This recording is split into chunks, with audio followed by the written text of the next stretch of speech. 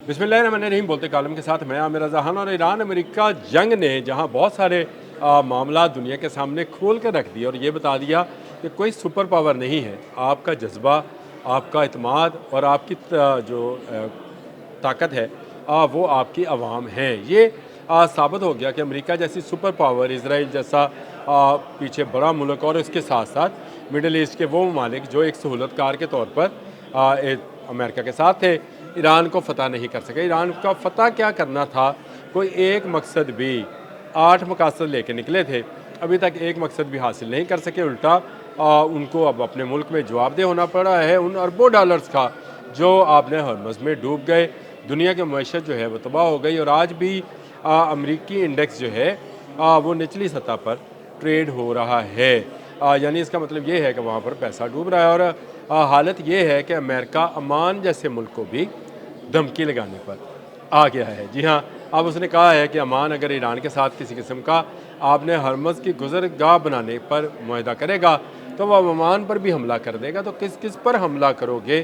क्या ईरान पर हमला करके आपने वो मकासद जिसके लिए ये हमला किया गया था, क्या आपने हाक जजीरे पर कब्ज़ा कर लिया, आपने हरमज़ आपके कंट्रोल में है, क्या मिसाइल प्रोग्राम जो है ईरान उससे पीछे हट गया, या उसकी एटमी क़ुव्वत जो है उसको आपने ख़त्म कर दिया? तो ये कोई एक मकसद भी आप हासिल नहीं कर सके और अब जब कुछ हासिल ना हो सका तो आपने अमान को भी धमकाना शुरू कर दिया है।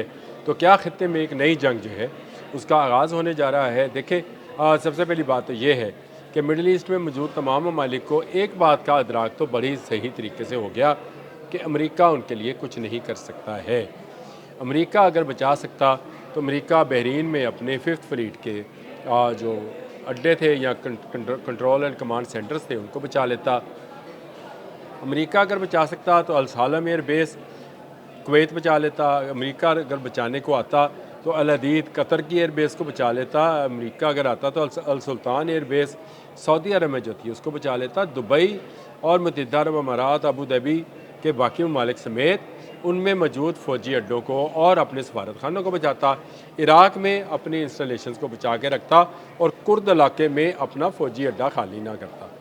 अमेरिका तमाम का तमाम मिडल ईस्ट में नाकाम मुहाफ़िज़ जो है वो डिक्लेयर होने जा रहा है। और ये बैनुल-अक़वामी मीडिया जो है इस बात को बड़े बढ़ा चढ़ा कर बयान भी कर रहा है कि यहाँ के मिडल ईस्ट के ममालिक में ये तासुर खुलकर सामने आ गया है कि अमेरिका ईरान को नहीं रोक पा रहा है। यानी ईरान जब चाहेगा, जहाँ चाहेगा, वहाँ अपना बैलिस्टिक मिसाइल या अपना ड्रोन जो है उसको फायर करेगा। उसका क्रूज़ मिसाइल जिस जहाज़ को चाहेगा निशाना बनाएगा और अमेरिका उससे उसका दिफा नहीं कर पाएगा। अमेरिकन जहाज़ जो है जो उसके एयरक्राफ्ट हैं वो गिराए गए हैं। उसके MQ-9 जैसे ड्रोन जिनको दुनिया का जदीद तरीन और सेटेलाइट गाइडेड ड्रोन्स कहा जाता है, स्टेल्थ टेक्नोलॉजी के हामिल हैं, उनको गिरा लिया गया। और एक नहीं, दो नहीं, तीन नहीं, दर्जनों ड्रोन्स जो हैं अब तक गिराए जा चुके हैं। और अब सूरत हाल ये है कि अमान जैसे मुल्क ने भी इसी में अमान समझी कि वो ईरान के साथ मुआहदा कर ले, क्योंकि अमेरिका उसको भी नहीं बचा पाएगा। तो ये एक ऐसी सूरत हाल थी जिसमें इस वक्त अमान के जो बादशाह हैं उन्होंने ईरान की तरफ दोस्ती का हाथ बढ़ाया और कहा कि आए फैसला करते हैं कि क्यों ना हम मिलकर आपने हरमज़ पे कंट्रोल करें। और ईरान पहले से ये बात जो है ऑफ़र कर चुका था अमान को कि वो और अमान मिलकर एक रास्ता मुतय्यन कर लेते हैं। अगर अमान की तरफ से गुजरेंगे जहाज़ तो वो टैक्स वसूल करेगा और उसमें से एक हिस्सा ईरान को देगा।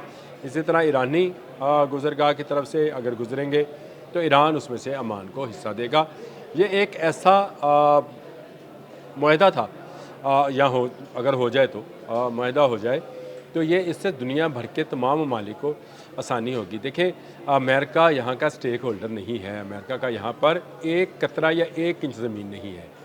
तो वो किस बल बोते पर आपने हरमज़ पर कब्ज़े की बात करता है?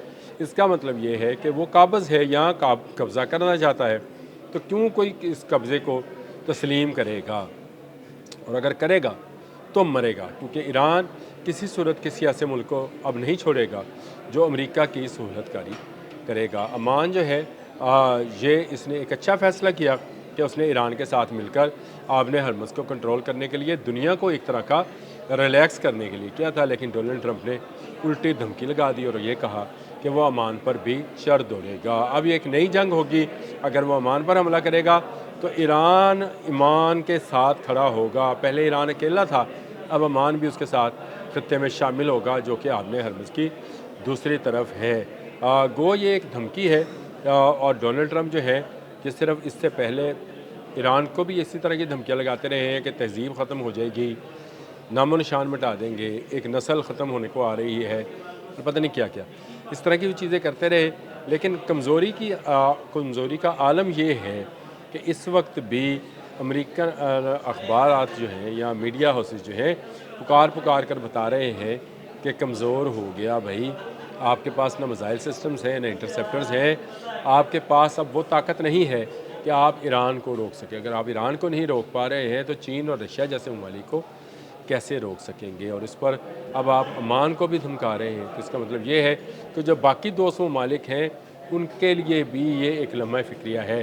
عمان نے ہمیشہ امریکہ کا ساتھ دیا ہے، امریکہ وہاں پر اپنا فوجی اڈا رکھتا ہے، اور امریکہ ہمیشہ عمان کو استعمال کرتا رہا ہے۔ آبِ ہرمز میں ایران کے بعد اگر کوئی بڑا سٹیک ہولڈر ہے تو وہ عمان ہے۔ پہلے اس نے ایران کے ساتھ جو ہے جنگ کی، اب یہ عمان کو بھی دھمکا رہا ہے۔ تو کیا آبِ ہرمز کی جنگ جو ہے اب باقی ممالک میں داخل ہونے جا رہی ہے؟ میں تو ویسے یہ ہمیشہ بات کہتا ہوں کہ یہ ایک دہیمہ ہے۔ حدیث مبارکہ کے مطابق ایک جگہ آپ کو آگ یا دھواں کم ہوتا نظر آئے گا تو دوسری جگہ پر پھیلتا ہوا نظر آئے گا۔ اب نظر آتا ہے کہ ایران کی طرف سے معاملات جب ذرا ٹھنڈے ہونے لگے ہیں تو ڈونلڈ ٹرمپ نے عمان والا قصہ چھیڑ دیا ہے۔ اگر یہاں پر خاموشی اختیار کی جائے تو عمان اور ایران مل کر ایک ایسا راستہ آبِ ہرمز میں بنا سکتے ہیں جس پہ سیف ٹریڈ کی جا سکتی ہے۔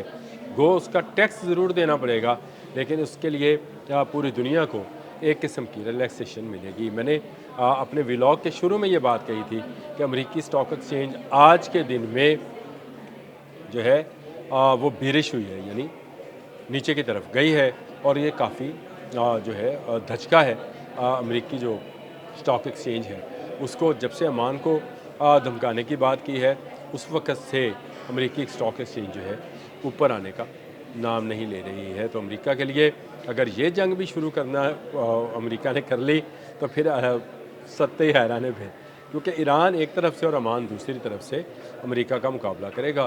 عمان شاید ایران جتنا مضبوط ملک تو نہیں ہوگا، لیکن خطے میں اس طرف والے یعنی ایران کے مغرب والے ممالک میں جو ہے عمان ایک ایسا ملک ضرور ہوگا جو پھر امریکہ کے ساتھ نہیں ہوگا۔ امریکہ کیا اس پر قبضہ کر لے گا، اور کیا مڈل ایسٹ کی باقی تمام ریاستیں جو ہیں عمان پر قبضہ ہونے دیں گی، حملہ ہونے دیں گی؟ یہ امریکہ کے لیے ایک بہت بڑی بھول ہوگی۔ اصل میں بکھلاہٹ ہے ڈونلڈ ٹرمپ کو، کیونکہ وہ ایران پر وہ مطلوبہ نتائج جو وہ حاصل کرنا چاہتا تھا ابھی تک حاصل نہیں کر سکا، اس لیے اس نے عمان کو بھی جنگ کی دھمکی دے دی ہے۔